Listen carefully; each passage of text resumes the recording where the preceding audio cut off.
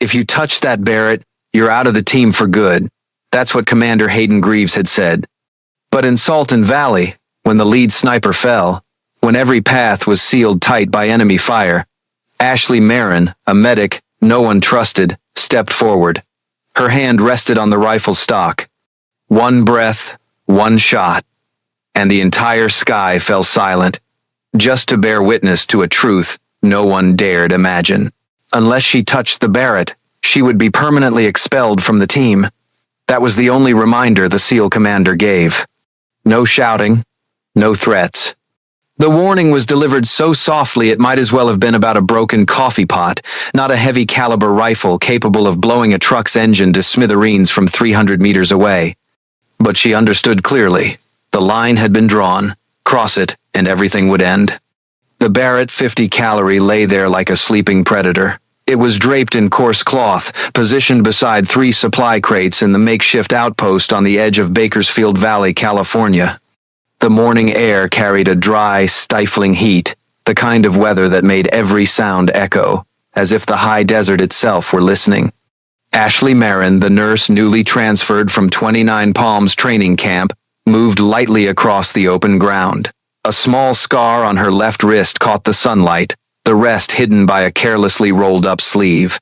Her dusty combat boots were neatly laced. Her stride didn't say much, but the way she paused and looked down at the Barrett was unmistakable, the gaze of someone who knew exactly what that rifle could do.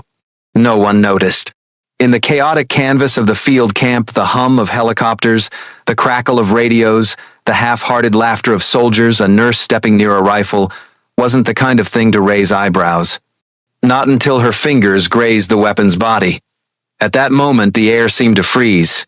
She didn't touch the trigger. No rush. She simply rested her hand on the cold metal, as if touching a memory. And then, the memory came flooding back. The image of her father who once told her, "Some things aren't meant for you, not until the world runs out of people sane enough to hold them." She pulled off her glove. Her bare hand settled on the rifle's body. Gently, calmly, utterly human. The Barrett didn't resist. It just lay there, waiting as if it knew the one who'd stirred it wasn't a stranger. It all happened in less than 90 seconds. But for Ashley, it was the moment she stepped out of her safe zone. A zone she'd lived in for 4 years as a medic, patching up what others tore apart. Now, for the first time in ages, she faced the possibility that she could end things. And then, a thick plume of smoke rose from the other side of the valley, the first explosion. No one shouted, no one warned. But by instinct, everyone started rushing toward the pass. The primary gunners had already fallen back to the second line. The recon system was jammed. Before the commander could issue orders, the convoy took fire. Ashley crouched beside the Barrett. No one called her name. No one gave orders. She didn't ask for permission. In that fleeting moment between chaos and instinct, she racked the bolt. The first shot hit its mark. The second silenced the entire hillside. The Barrett roared. In the sky, the recon helicopter circled. The coordinator yelled into the radio, "Hold on! Who just fired?" No answer came. Only a small, brown-haired girl, kneeling beside the rifle as if she still hadn't decided whether she was the one breaking the rules or the last one keeping them. And then she fired the third shot. Some people join the military to prove something. Ashley didn't. She just wanted to be there. To do something decent. That was the first thing anyone could easily believe about her, and also the reason no one thought she'd go far. Born on the edge of a poor neighborhood near the Marine Corps base in 29 Palms, California, Ashley grew up in a house without air conditioning, but always with cold water thanks to an old freezer her father tirelessly fixed. Her mother worked part-time at a library. Her father, a former Delta Force operator, never spoke of his exploits, but he could carve up a live chicken with a dagger faster than a sushi chef. After he died in an explosion during a training exercise, everything changed. Ashley grew quieter. She shifted from dreams of combat to medicine, even though everyone said she had the eyes of a sniper. When she joined the military, she chose to be a nurse, not because she feared guns, but because she wanted to heal. But that's when she learned a simple truth. In a special forces team, the healer is often seen as the weak link. In the team, she was the little sister. People liked her the way you'd like a tame stray cat, but they never listened when she spoke. When she suggested upgrading the medical kits for desert conditions, the commander waved her off. Later, when she asked to train with the rifle unit to understand tactics, they laughed. "You're a nurse, not Rambo." At the training camp, someone once joked that if you gave Ashley a Barrett, she'd take it to sterilize it. A cute joke, just like her. But Ashley didn't laugh. She just bowed her head and kept taking notes. What few knew was that after every shift, she trained alone.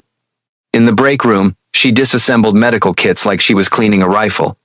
She measured the distance from her bed to the window like she was gauging a firing range. In a world where no one thought she could, she quietly prepared for the day when no one else could. She never told anyone, but once, she adjusted a supply route on a simulated map, saving the team from a fire trap during a drill. It was just a simulation. No one mentioned it. No one knew it was her idea. Because Ashley never sought credit. She just observed, learned, and waited. Every soldier carries something personal they don't want anyone to touch. For Ashley, it was a small wooden box, its edges worn smooth by time, tucked carefully under the bunk in her temporary quarters at the training camp. No lock, no label, just a dark wooden box that looked like any discarded trinket.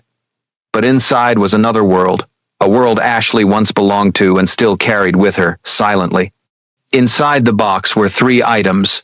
A thick notebook filled with notes on ballistics and sighting in desert conditions, a sniper's glove with a torn index finger, and a faded black and white photograph, blurred by sunlight, of a man cleaning an M24 rifle under the shade of an oak tree. Her father, James Merrin. In the Delta Force community, his name wasn't unknown. But to Ashley, he wasn't a legend. He was the man who taught her how to step lightly on sand without leaving tracks. The one who used tin cans as targets and made her aim with one eye half closed. The one who could tell fairy tales while disassembling a rifle as easily as shucking corn. The summer Ashley turned 12, he took her to a training range outside town not to shoot, but to breathe. He taught her how to listen to her own heartbeat in the silence, how to reload her mind like loading a magazine. No one shoots better than someone who's not afraid of silence, he told her. He never pushed her toward a military path. But he also never hid the truth. You have the eyes of someone who knows when to end something bad. Don't let anyone teach you to bow to it. The day he died, everything shattered. A training accident, simple as that. An explosion, a brief phone call, a neatly folded flag left on the bed. Her mother, a woman of few words, said only one thing when she saw Ashley clutching the old glove. "Promise me, child. Don't follow one death with another gun." Ashley nodded, and in her heart, she believed she'd kept that promise. She entered the medical field as if seeking a gentler escape. In those early days, she tried to believe that healing was enough, that if she patched up enough wounds, her own pain might scar over too. But sometimes, that scar throbbed at the most unexpected moments, like the sound of distant gunfire or the smell of rusted iron in the air. When night fell over the base, others slept. Ashley stayed awake, flipping through the pages of her notebook, marking formulas for wind force, bullet trajectory, and elevation. Not because she planned to use them, but because she couldn't forget. Once, while cleaning the medical storage, she found an old discarded scope. She brought it back, cleaned it, and placed it on her windowsill as if just to look at the view. But no one knew that every morning, she adjusted its focus, like a reflex. Something in her was still watching, not a target, but the version of herself from long ago. Once, when a young soldier casually asked about the old photo tucked in her notebook, the one of her father under the tree, Ashley only smiled. Just someone who taught me to look a little farther. No one knew how far those eyes could see. When the mission to escort the supply convoy through the red dirt near Salton Valley began, no one thought it would be the day every rule was tested. On the map, it was just a simple supply corridor. But the treacherous terrain, disrupted signals, and the blazing California desert sun turned what seemed safe into a trap. The recon UAV lost contact just 90 seconds before the first explosion rang out. No one could identify the source of the firepower. A blind curve, a silent canyon, and then bullets fell like rain. The SEAL team was split apart, the primary snipers either wounded or out of position. The Barrett .50 calorie, the only weapon capable of turning the tide from a distance, was left abandoned by a cliff near where the UAV had gone down. At the field medical station not far away, Ashley sat amid screams and blood, one man wounded in the neck, another bleeding out from shrapnel. Her earpiece crackled with static, intermittent calls for support. Amid the chaotic noise, a familiar voice broke through. "We can't see the targets. God, they're moving along the ridge." Ashley glanced at the terrain monitor, then turned toward the open expanse to the west where there was a direct line of sight to the narrow pass. A perfect spot for a sniper, if someone was fast enough, precise enough, and bold enough. Then she remembered something her father once said, something she thought she'd forgotten. A person who runs from chaos is a victim. A person who steps into chaos to end it is a warrior. She stood up. No one called her name. No one stopped her. Everyone was too busy to notice a small nurse wiping sweat, retying her boots, and running out of the tent. Ashley didn't carry a rifle. She carried her medical bag, force of habit. But this time, she slipped the old scope and torn glove into a side pocket. It was the only thing that felt right in a situation where nothing made sense anymore. The terrain was rugged, the sand scorching her hands, and sharp rocks seemed to challenge every step, as if the valley itself were testing her. But Ashley didn't stop. She crawled across the mountainside, where the sun blurred everything like a misaligned scope. When she finally saw the Barrett lying amid dry dirt and spent casings, her heartbeat slowed. The rifle was covered in dust, ownerless, but not soulless. Ashley put on the glove. A small act, but to her it was like tying back an invisible thread severed long ago. She knelt, placing the scope on a makeshift wooden stand someone had hastily set up. She adjusted it by instinct. Every movement was precise, as if no time had passed since she last did this. The view was clear. Distance, 823 meters. Wind drifting left by 3 degrees. Ashley adjusted the elevation, breathing slowly. She saw the targets. 3 armed figures, preparing to launch grenades at the rear line. She held her breath, gently, no strain, no tremble. The first bullet left the barrel. A sharp, clean sound, nothing dramatic. But from that moment, the definition of the nurse would never be the same. Dear audience, grab a glass of water, take a moment to relax, and keep listening to the story. The twists are still to come. And please drop a comment below letting me know where you're watching from and what time it is for you. It's always a joy to see who's joining us from around the world. Drop a 1 in the comments if you find this story gripping, so we can keep bringing you more captivating tales. She lay prone behind the Barrett .50 calorie, as if she had belonged to it long before life forced her away. Her eyes locked into the scope. Everything ahead, the screams, the gunfire, the cries of the wounded dissolved. Only her breath remained.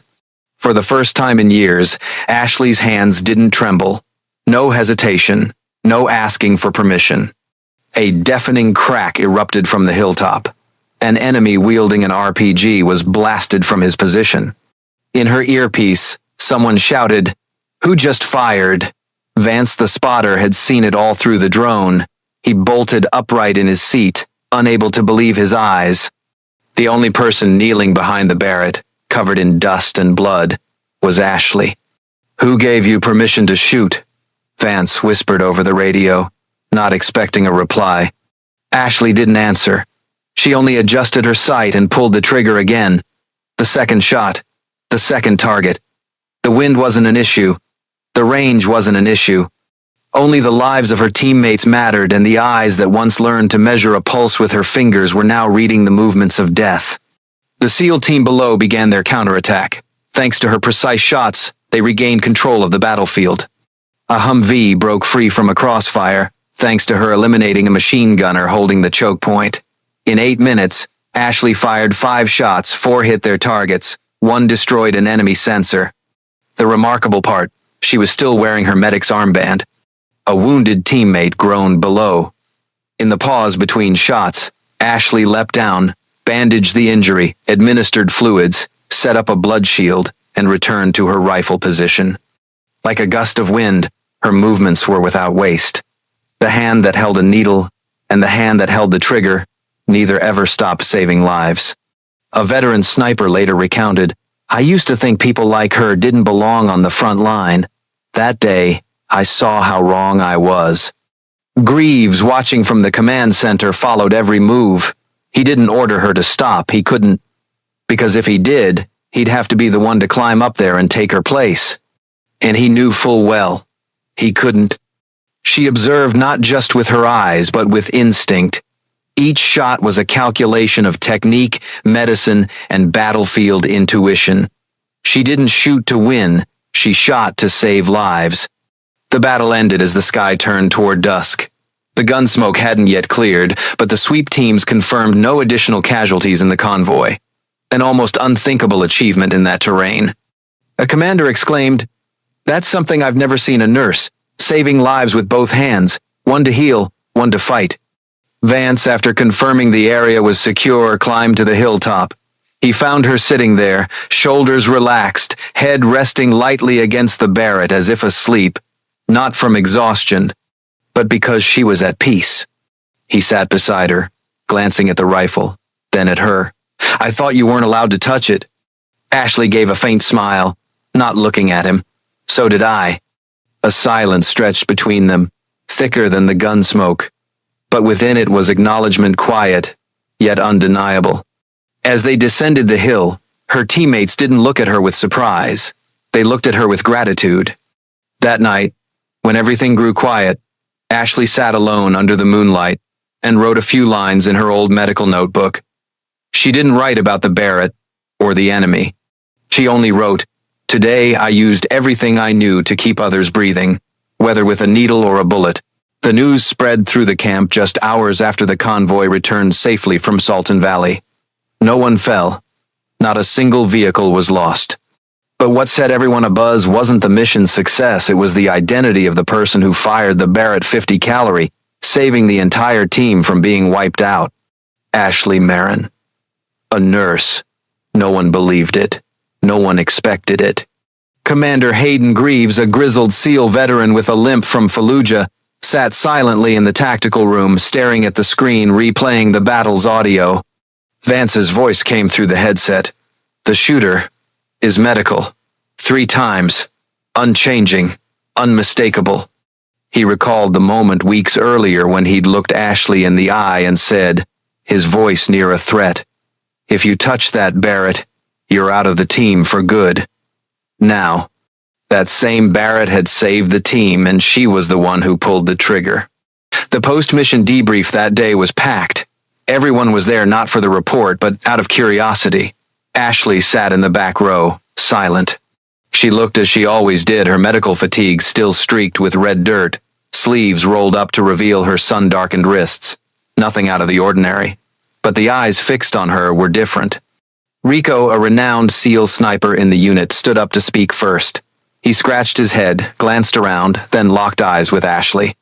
"I thought you were doing medical," he said, his voice half laughing, half serious. "Didn't know you were out there wrestling with death." The room burst into laughter, not mocking laughter, but the kind filled with relief and respect, the laughter of people who'd stood at death's edge and returned whole, thanks to someone else. Vance spoke next. No humor this time. He simply said, "If it wasn't for Ashley's first shot, I probably wouldn't be sitting here." Greaves stood. No one interrupted him. He looked at Ashley, then pulled from his pocket a challenge coin bearing the symbol of an oak tree. "This coin was meant for a formal ceremony," he said. "But some people don't need fanfare to be recognized." He walked over and placed the coin on the table in front of Ashley. No cameras, no drums or trumpets, just a metal coin making a faint clink as it touched the table. But that sound carried more weight than any metal. After the meeting, no one called Ashley the nurse anymore. They called her by her name. Simple, quiet, but irreversible. The following week, during a combined medical tactical training session, Ashley was assigned as an observer for the sniper team. A recruit asked, "Is she even qualified?" The instructor merely turned, pointed to the new sniper's glove hanging on the medical bay door, and said, "She's the only one here who's pulled the trigger to save the whole team."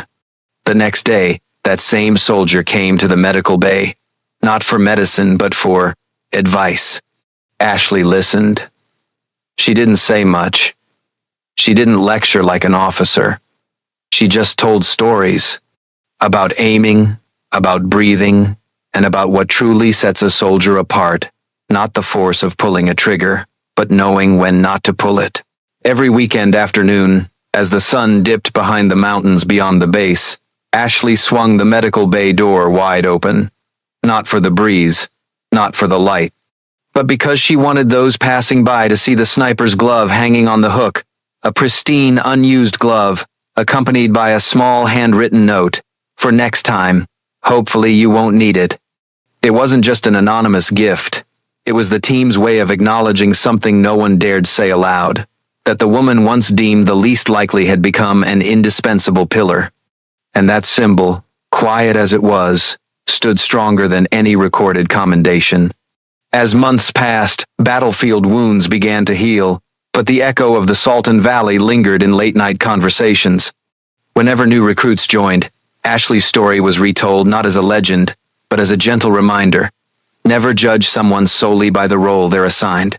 The following month, during a ceremony honoring military medical personnel, Ashley was nominated for contribution beyond rank. She didn't attend. That night, she sat with her old wooden box, opening it once more. The photograph of her father under the oak tree still lay there, beside the glove with its torn finger from years past. But now, she placed the oak tree challenge coin, Commander Greaves's gift, inside as well, gently, unseen by anyone. Not to preserve the past, but to close it fully. A person doesn't need to cling to victories if she knows she's still doing what's right. The next week, a group of young soldiers organized a tactical drill involving coordinated sniper and medical support. For the first time in the unit's history, they requested the lead instructor not be a veteran sharpshooter, but Petty Officer Ashley Marin. And no one objected. Not because she was a hero, but because they trusted she knew what was worth shooting, and what was worth healing more. During one drill near dusk, when the wind shifted unexpectedly, a young soldier fumbled, unable to adjust in time. Ashley stepped forward, saying nothing. She knelt beside him, gently corrected his stance, adjusted the rifle's barrel with a light touch, and smiled a smile warm enough to ease tension but sharp enough to keep focus. The bullet left the barrel. The target was hit dead center. The soldier turned to thank her. She just nodded, then said softly, almost to herself, "The wind is never the problem. The problem is who's breathing beside you." It was something her father had said on a dusty training range, under an old oak tree. Now, that phrase became a quiet tradition within the team.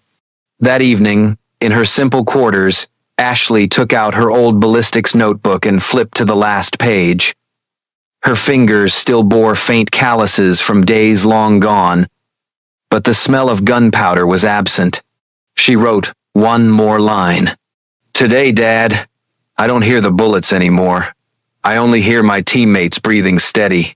Under the dim glow of a yellow lamp, the page seemed to still.